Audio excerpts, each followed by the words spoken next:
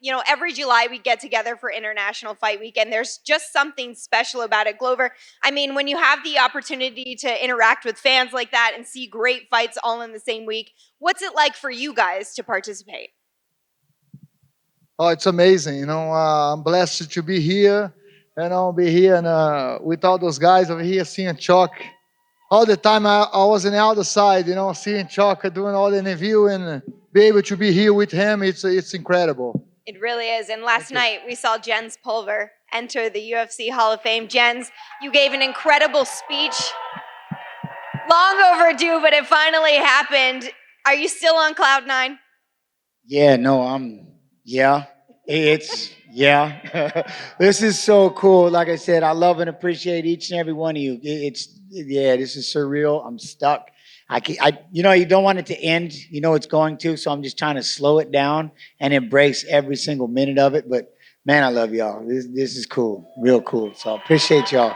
So happy to see you enshrined in the Hall of Fame. Reminder, if you guys have questions, media, there are 2 microphones here, one in the back as well. I think Jose Youngs, is that you waving at me that you have a mic?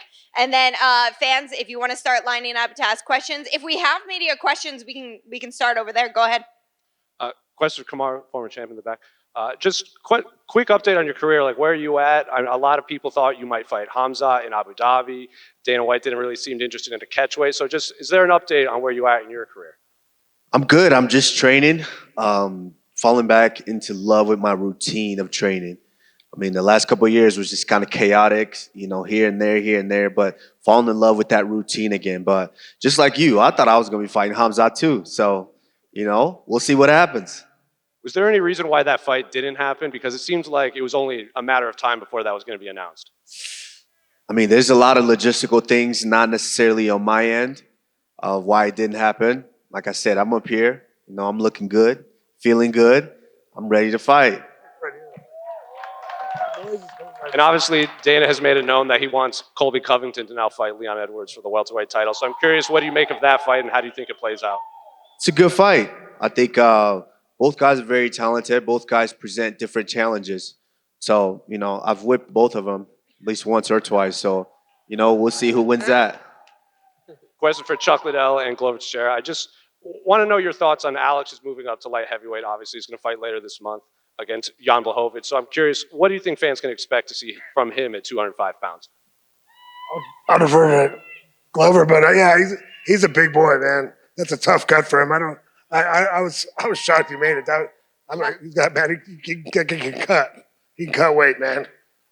Yeah, I'm happy. I'm happy that he's going up because all the way cut eventually gets to you, and he's a pain in the ass, like the Sanya say. For anybody that fight that guy, he hits like a truck, man. Especially now, 30 pounds heavier. It's gonna be good.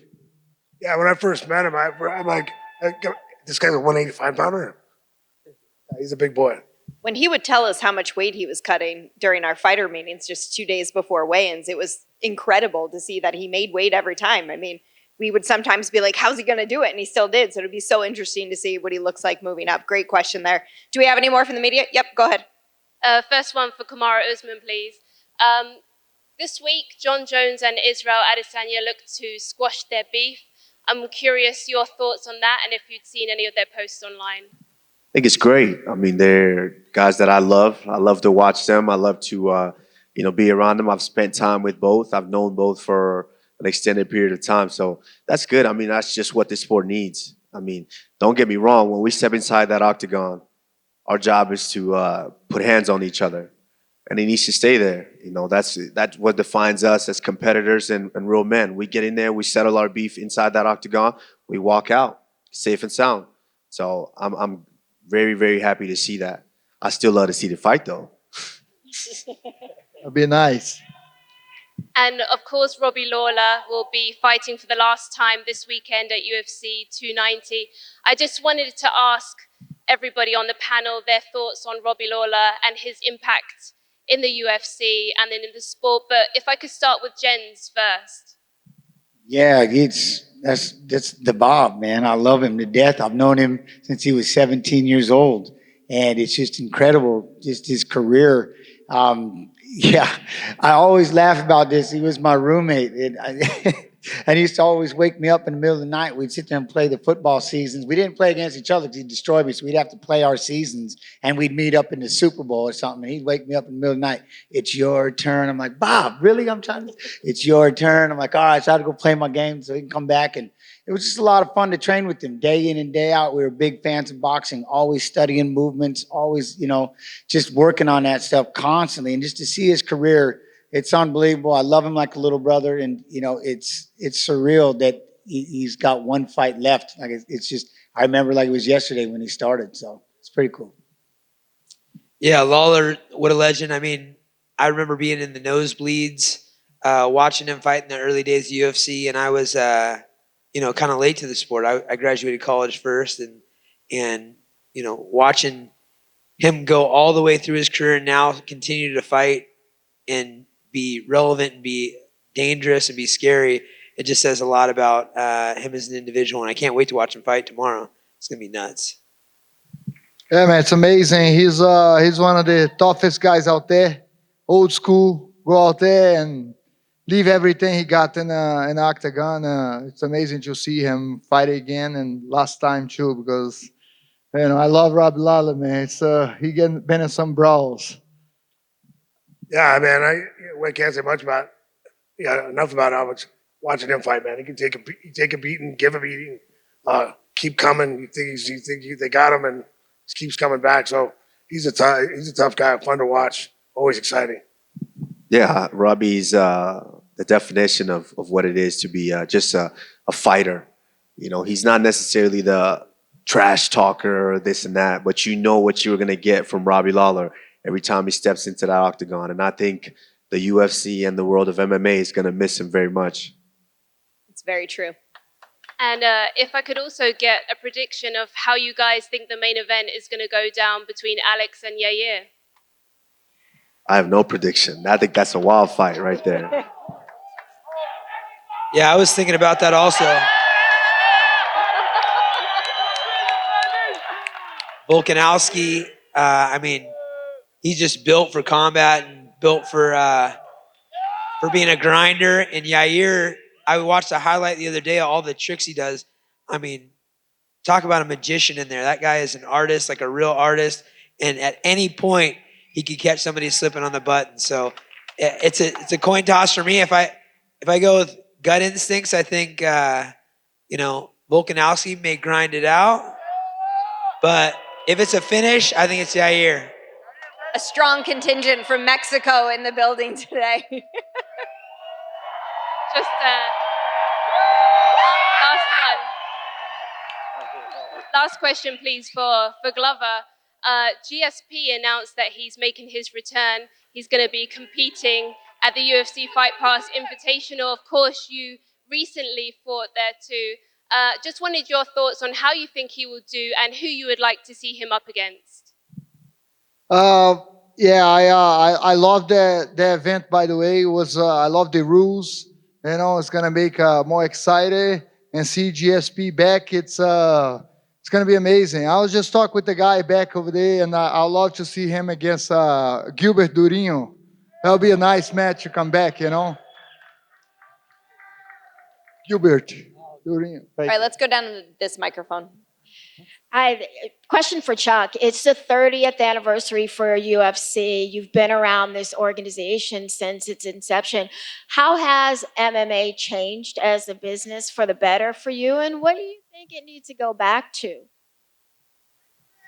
I would say change for the better. I mean, it just got more exposure. We got more events, more chances to fight, more people involved. Sport's been growing. It started out we were fighting to get for I think it first started fighting. The home run was making $50,000 a fight. The top guys were making that. I mean, that wasn't much. Maybe a little more, but I think the first UFC contract I was offered 1-1, 2-2, 3-3. We're talking $12,000 a year if I win all three fights. I turned it down. Dana was my manager at the time. Turned it down, but anyway,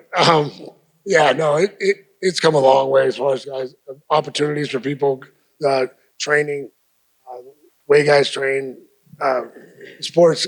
And it goes up and down ways. And I think right now it's great. I mean, I think guys were playing at too safe for a while, but I think guys like it started. I mean, they stopped doing that after a while. It seems like most guys are out there fighting, trying to win.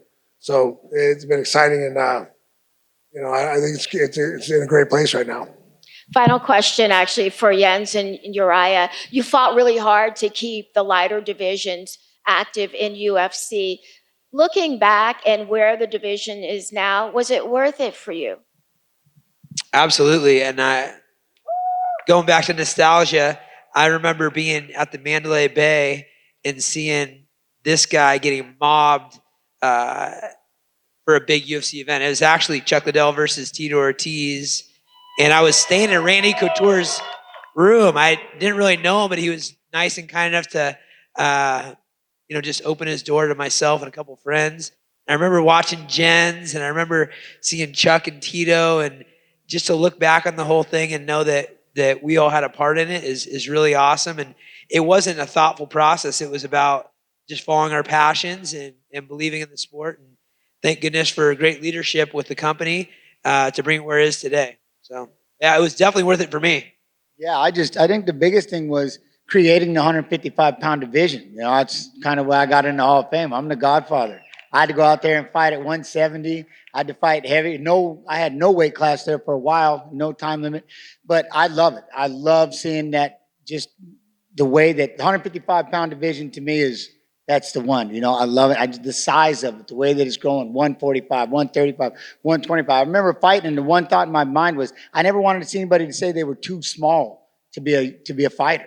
And that was something I set out to do. Like, you're going to have to gain weight. You're going to have to fight at 170. I was like, no, I'll just keep blasting people, and we'll create 155 pounds. And once we did that, when we got to WEC and 45 and 35 and 25, it's like, okay, now I can drop down to my original weight. And that's when me and Urijah met, you know what I mean, and had the big clash the first time. And, I'm proud. I'm proud to see this sport grow, but I love the little guys because that's where we're from. So, like I said, I'm a big fan. 155, love being the godfather, and just glad what we created. Should both be very proud for those roles. Mike? For Glover, you mentioned a little bit about your grappling match recently. Just wondering if you have more plans for that lined up, or if that maybe caused a bit of an itch to return to more competition. What do you have plans for the future? Man, I'm just having fun, I'm just here. They call me to go grapple, I grapple anybody, They pay us right, I go over there and I grapple John Jones or Urijah Faber, whoever, It's just fun over there, I don't have that. I'm enjoying this time, I love it. And then for Kamaru, Gilbert Burns said at a recent media day that you were back training with him a bit at Killcliff. Just wondering kind of what your status is right now. Are you back at that gym more full-time now? Are you still splitting time in Colorado? What's going on? Everybody want to yell that. No, it's never been. I mean, it's called Killcliff now. Before that, it was called Sanford. Before that, it was called HK3. At the end of the day, it's Henry Hooft. And I've always trained with Henry Hoof. Henry Hoof has been my first stand-up coach ever. Me and him have always been on great terms. I still train with Trevor Whitman. Trevor is a mastermind. And it's kind of like having the best of both worlds. Obviously, my daughter lives in Florida, and I have a house in Florida, which I spend most of my time. But, when I start to kind of button things down, it's always a good change to be able to just have that private time up there with Trevor Whitman. So I have the best of both worlds. I got two masterminds in my corner. And if this fight with Hamzat doesn't materialize, is there any other attractive matchups out there for you right now that you think make sense? I'm sure they'll think of something. I mean, hey, it's a fight. Me getting in there to fight, I mean, it'll make sense. Me stepping in there if Conor wants to, he always said he wanted to fight me at 170. Hey, that makes sense. I'm not the champ anymore, so hey, let's do it. All right, let's go up here. This one's for Chuck Liddell and Jens Pulver. And by the way, congratulations, Jens Pulver, on finally getting your long overdue addition to the Hall of Fame. So my question for Chuck Liddell and Jens Pulver, the introduction to the UFC to Las Vegas and the reintroduction to the UFC to pay-per-view happened. Both of you guys fought on this card, UFC 33 victory in Vegas. 22 years later, did you even fathom that the sport would be the biggest sport it is today and that you guys set the stones and the building blocks to build the sport to what it is today? Well, I always thought it would get here, but I thought it'd take a lot longer. I mean, I think the explosion from having the reality show, really, Ultimate Fighter, really, we blew up a lot faster. I mean, we went from me being able to walk into a room and go, yeah, that guy probably knows who I am, and that guy, to me walking down the mall and a 56-year-old lady going, hey, you could fight last night. You know, so, I mean, it made overnight almost. When the fight, when the Ultimate Fighter started showing Aaron, all of a sudden people asked, it was just like within, it was May, when the first fight, or April and May, when I won the title after winning the show. After that, I mean, I couldn't go anywhere without people knowing who I was. So yeah, it just exploded after that fight. But I always thought again, it's the best sport in the world. So I always thought I'd get here. It got there a little faster than we thought it would. I knew that this sport was going to blow up. That's why as soon as I graduated college, I made a promise to my mom, graduate college, as soon as I did, I was going to start fighting. It was only legal in 3 states, blacked out, kept alive on the internet with the underground forum, literally, you know what I'm saying? And then you knew it was going to explode. But when Zuffa, when they came in and they bought it, I knew this was going to explode. I knew it was going to get big. And then, like Chuck said, I didn't know that it would go this fast, but it was inevitable. This is the greatest sport on the planet. How could you not love it? And the UFC's a savage. I mean, it's beautiful. I get goosebumps just thinking about it. I love this place. I love what they've done. But I knew once they bought this UFC and they got in Vegas, it's inevitable. So it was crazy the first time we got to go here and fight. I was like, man, you just waiting from being in Louisiana and some of the places we had to fight old school, you know what I mean? And it was like just a reunion and everybody getting to hang out, the same fighters kind of doing their thing. And then, like I said, once we started getting there in the Ultimate Fighter, the way that it took off, you just knew that this sport was going to explode. You knew the UFC was going to be massive. And that's why I wouldn't say I gave up everything, but I gave up everything because I knew that this is what I wanted to be and what I want to be a part of for the rest of my life. Awesome. And one more for Jens Pulver. Your entire career is a Rolodex of classic matches and fights. My favorite fight of yours is you versus Carlo Uno. But if you were going to show a casual fan one of your fights to introduce him to the sport, what fight would it be? You know, if it was, the one thing is I would show, there's a few I would say, but obviously Uno because winning the belt, that's a big one. Alfie Alcaraz because that was the first time we both agreed to fight at 150. We were going to weigh in 155 pounds. We fought at 170. And that's even how we introduced the idea of getting ready to fight the little guys. Alfie You know what I'm should have been a saying? 125 pounder. Yeah. And we were little. Yeah. So we were little and we agreed to fight. I think we agreed to fight. He's a 118 pounder in college. Yeah, he was at Nebraska, right? Alfie Alcaraz. Yeah, he wrestled in Nebraska, I think. Oh yeah, he was a beast, man. Yeah, and so having that fight with him because we knew that was, we're going to try to introduce this 155-pound division. So that was really cool for me. Obviously, that was a big moment, winning the belt. The fight with BJ Penn the first time was a monster because I was an 8-1 underdog. And the way that he exploded onto the scene, he was the most decorated American Jiu-Jitsu athlete ever. You know what I'm saying? And so to have him go out there and to fight him, that was another monster. Plus, it was the first time 155 pounds was the main event of a pay-per-view in UFC history. And it might have been, we were pioneering another one. So that was big. Let's go back here. All right, question for Urijah Faber. You've achieved incredible success as a fighter, now as a coach. What would you say are your proudest accomplishments as a fighter and then as a coach? I feel like, I get a lot of credit for, being one of the pioneers of the lighter weight divisions, but guys like Jens, Kid Yamamoto, rest in peace. He was a guy that I would always hold on a pedestal. It was really a big name back then. Being someone that was able to represent my own city was really cool because, as a kid, you grow up being proud of your city, and you don't really know why. It's just kind of a human instinct, territorial thing.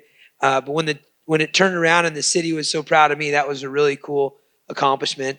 And as a coach, I think just and I've got a great staff and a great environment, a great culture that has been the key to bring on the next wave of talent. And so being able to create that culture that is tough, you're doing a bunch of whack job fighters, man. We're not normal people. So, creating a team environment is something I'm very proud of because it's difficult. And as you've seen, the drama is great throughout the years. It's easy to rock a boat. Keeping that boat going straight is something that I'm proud of because it's a pat on the back to the people that believe in our sport and are doing things for the right reason, which is just following their passion. All right, let's get some fan questions in. You have been waiting so patiently, so I'm going to start on this side. This one's for Kamaru. If you don't get Hamza, are you gonna fight Colby or Del Reno? We like Kobe. Yeah. I think you guys would like to see Kobe too. One more. Gilbert's my Congrats on dog, Jens so I would fight Gilbert for the title. But if it's not for the title, I don't see why. One more. Congrats on Jens Pulver. Love you, buddy. Thank you. Let's go right here to this side. So this is for any of the fighters who are willing to answer this. So you always see when fighters walk out, you see they're the red corner or blue corner. Is there a mentality difference between being in each corner? No? If you come to bang, you come to bang. All right, that's fair. I don't ever remember which corner I was in. I'm not too sure. I don't even know. That's fair. I appreciate the creativity of that question and the honesty up here. Let's go back over here. Okay, so first of all, huge fan, guys. Thank you for all you've done for the sport. Megan, you're beautiful. I have a question. I have a question for Chuck. Thank you. I know you have accomplished glory in MMA, but if you have the chance to give the younger Chuck an advice, what would it be? What I always say is go out and find a good gym and enjoy it. Go find the place where you look. Like I tell people, look at the gym and see how good they are. I mean, get some recommendations. We get people to teach kids and make sure they're having fun. Because if you don't like it, if you don't enjoy it, you're never going to get good. You got to learn to love it. I mean, if you don't love this sport, not out there. It's a tough sport to be in. Thank you. And one for Glover. What would it mean for you to be a fighter? I don't know. It's a dream, I dreamed to be a professional athlete when I was a kid, and I was not very good in all the sports, so fighting was the only thing that become good. This guy helped me a lot, he was there in my first fight. I was against his team, but I got beat up so bad, and but a guy that he thought was gonna, knock me out in the first round, and he come to the locker room after and say, "Hey, come train with us, and you already got the tools, you already got the heart and determination. We teach you some stuff." And here I am, former champion. Thank you. Thank you, guys. And last but not least, Viva Mexico!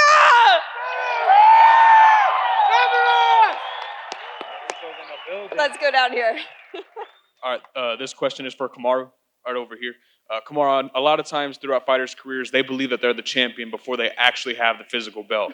You're in a unique spot because you're not the champion, you don't have the belt, but mentally, how do you kind of make that switch from being a champion and now kind of back on the hunt again?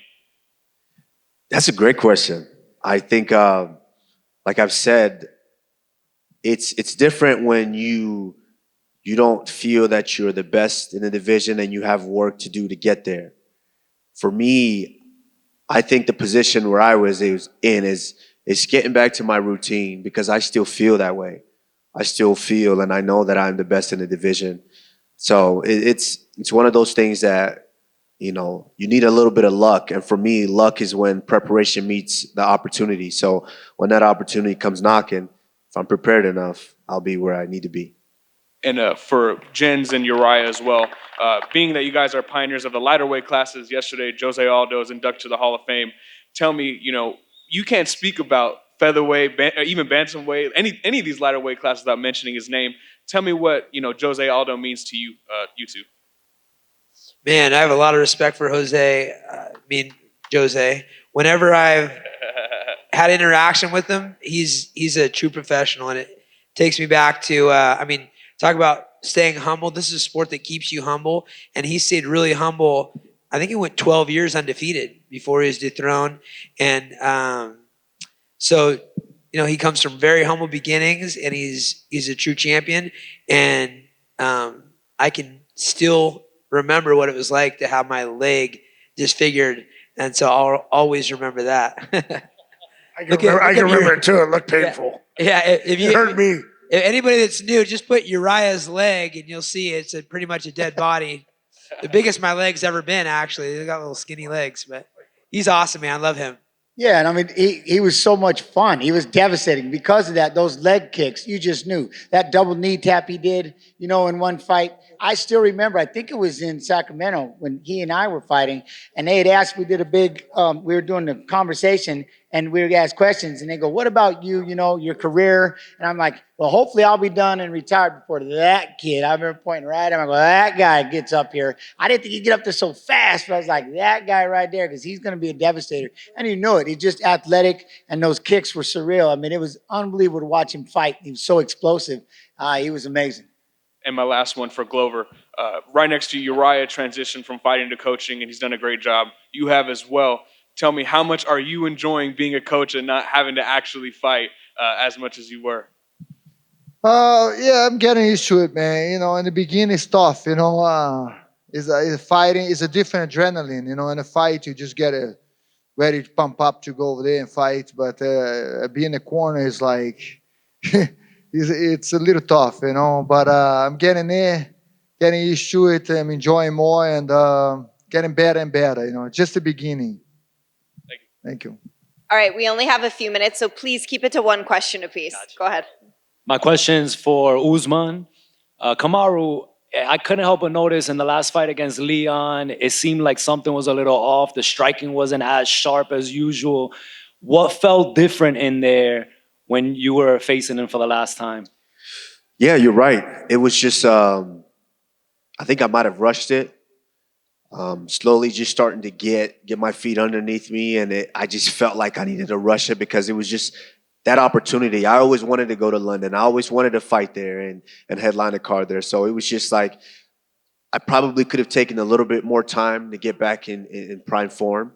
But, that's the way things go. You live and you learn. And like I said, now I'm just loving preparing myself. And so when that preparation meets the opportunity again, I'll show why I feel I'm the best in the division. Looking forward to seeing you fight again, and congratulations to all the guys up there. Let's go over here. Go ahead. Yep. Oh, this question is for Faber. When is our 209 champ coming up, and who is it? Say one more time. Who will be our next champ out of 209? Out of the 209, out of the greater Northern California area? Yes. Oh, man. Well, we got a lot coming now. And so I think right now at our gym, we have Song Yudong, Macy Barber, and Yan Zanan all knocking on the door.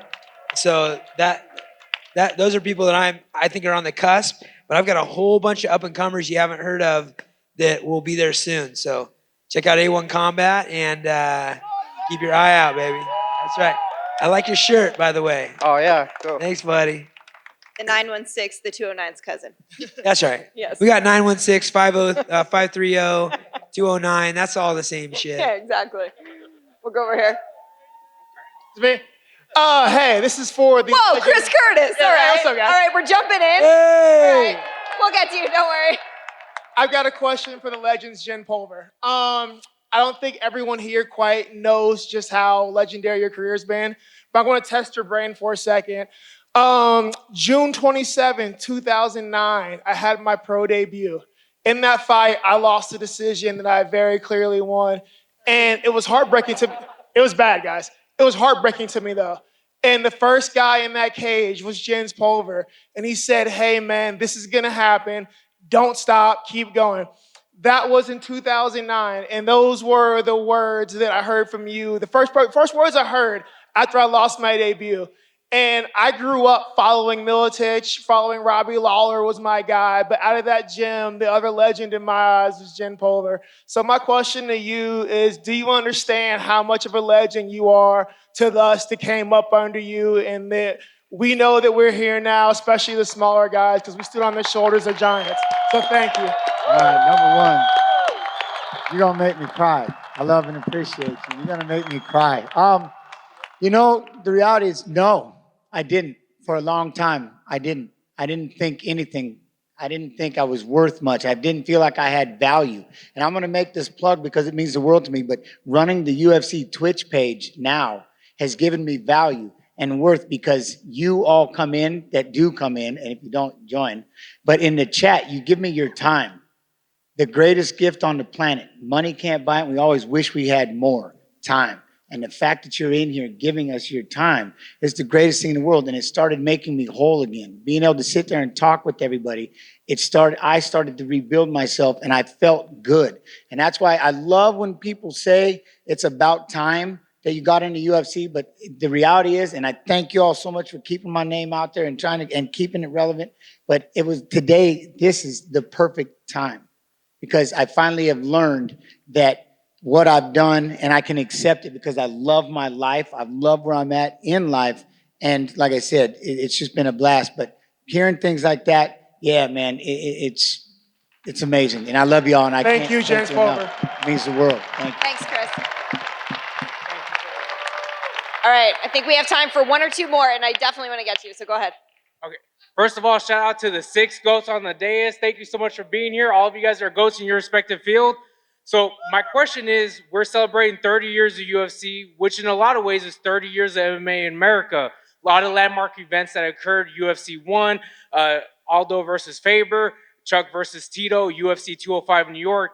For any or all of the panel, is there a specific landmark event in your mind that you think of, this is the staying power of MMA?